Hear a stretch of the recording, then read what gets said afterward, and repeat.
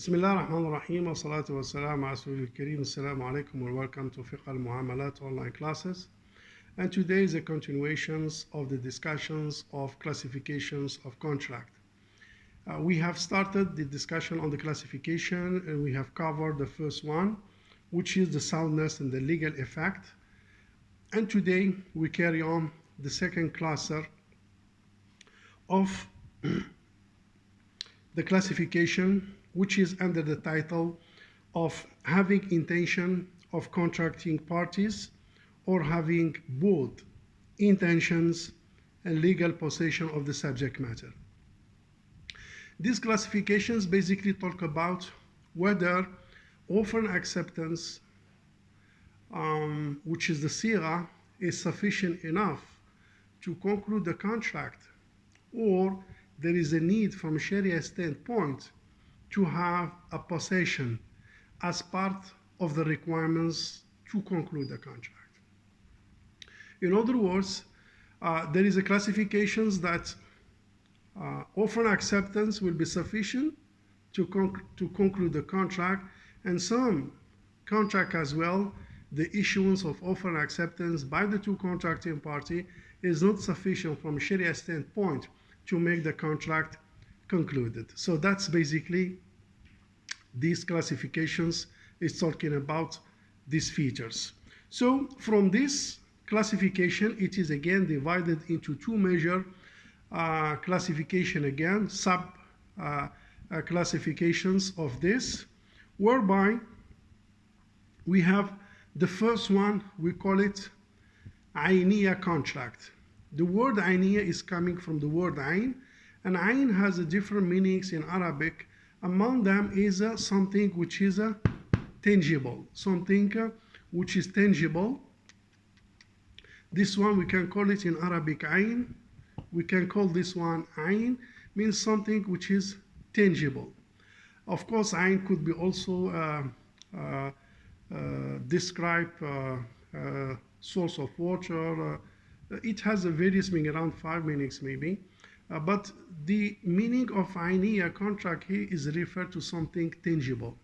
And as a result of that, Ayniya contract means contract which require possessions of the Ayn, or require possessions of something tangible as part of the requirements of Sharia to make the contract sound and valid. It could be defined or described as related to receiving a tangible thing. Ayniya contract means related to receiving a tangible thing.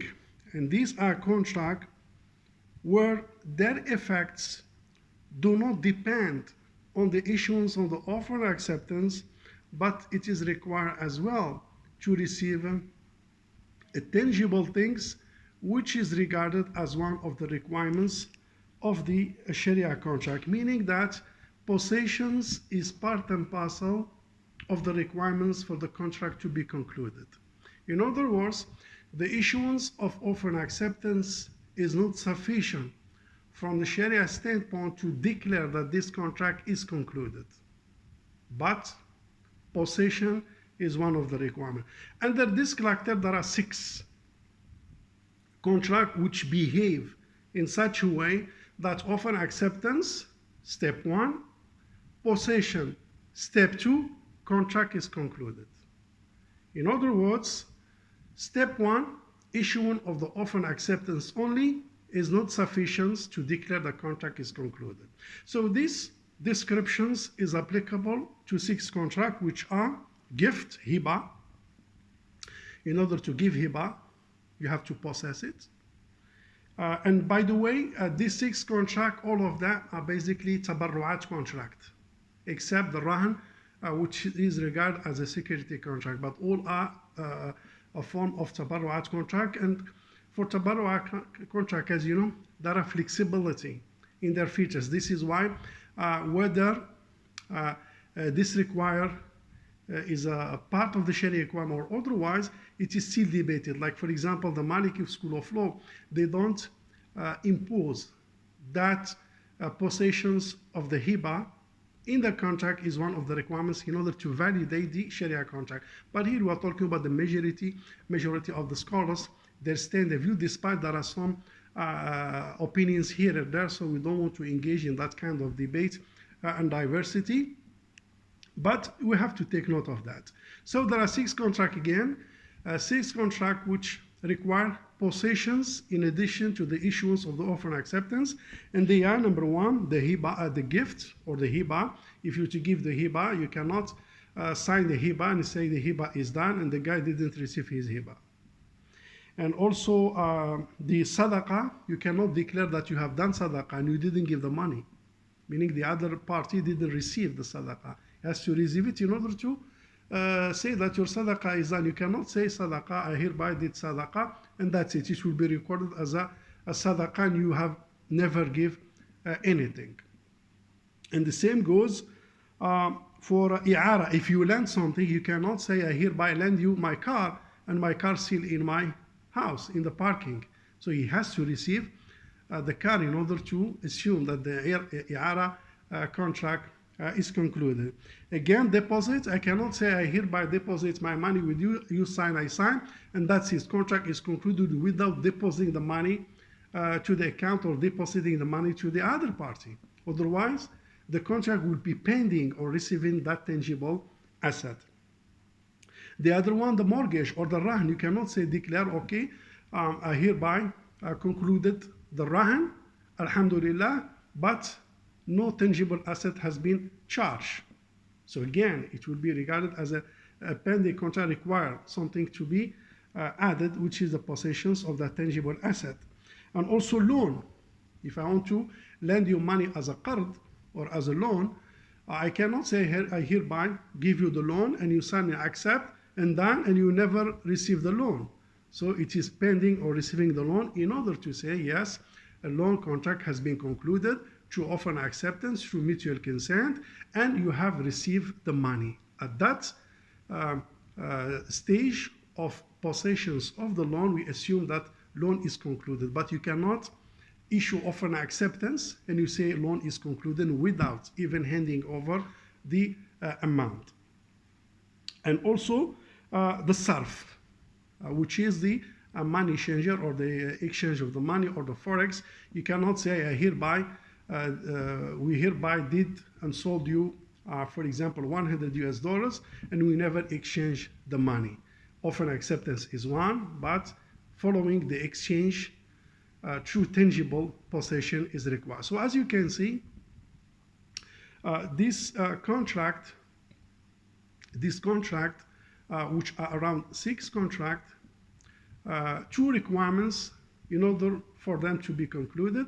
The first one is the typical requirement, which is the offer and acceptance, which is the sigha, which is the expression of the contract, whereby ijab and qabul should be issued by both parties, but follow an actions of possessions of the asset of the subject matter in order to assume the contract is concluded. Otherwise, contract could be challenged from Sharia standpoint, as I mentioned, despite the potential variations of some Sharia scholars pertaining to some contract. So this is the first sections or the first cluster or the first classification, which called Ainiya contract, meaning contract which related to receiving a tangible asset of the subject matter. The second cluster, we call it غير عينية contract. It's in Arabic language basically, which means not related, a contract which are not related to receive the subject matter. In other words, contract could be concluded without requirements to possess the asset or the subject matter during the contract. And this one basically all the Sharia contract except the 6 that has been mentioned. For example, if you do ijara, you can sign off an acceptance on the ijara, then later on you proceed to apply the ijara contract, which means that from Sharia standpoint, if you issue offer and acceptance between the lessor or the EC, contract is concluded. And it's become binding. So we just go to the enforcement. If someone sells to you something, offer and acceptance have been issued, so contract is concluded and become binding, and we just follow what with the enforcements based on the agreed upon. But contract from Sharia standpoint is concluded. If there is an ijab and qabul, contract is concluded and become binding upon the issuance of the ijab and the qabul without waiting for the tangible asset or the subject matter to be possessed. This one all basically the balance of the Sharia contract, as I mentioned, except the 6 that has been mentioned. Again, just to summarize, this cluster is talking about a classification of contract from the angle whether offer and acceptance is sufficient to conclude the contract, or there is an additional requirements to have a possessions, either actual possessions or constructive possessions of the subject matter in order to complete the contract. And there are 2. The first one, we call it Ayniya contract. Ayniya contract from word Ayn, which is something normally tangible. And this contract require 2 things, offer and acceptance plus possession of the subject matter in order to assume from Sharia standpoint the contract is concluded. And there are 6, as I mentioned, which are the gift, the charity, loan, deposit, mortgage, and basically sarf, money changer. And the other one, we call it غير عينية contract, meaning contract which not require that kind of possessions as a requirement to conclude the contract. And this type of contract, all the Sharia contract, meaning the balance of the 6, will be applicable to this kind of transactions or requirements, such as lease, sales, partnership, and so on and so forth. That's the summary of this kind of cluster. We stop here and see you inshallah in the next sessions. And assalamu alaikum wa rahmatullahi ta'ala wa barakatuh.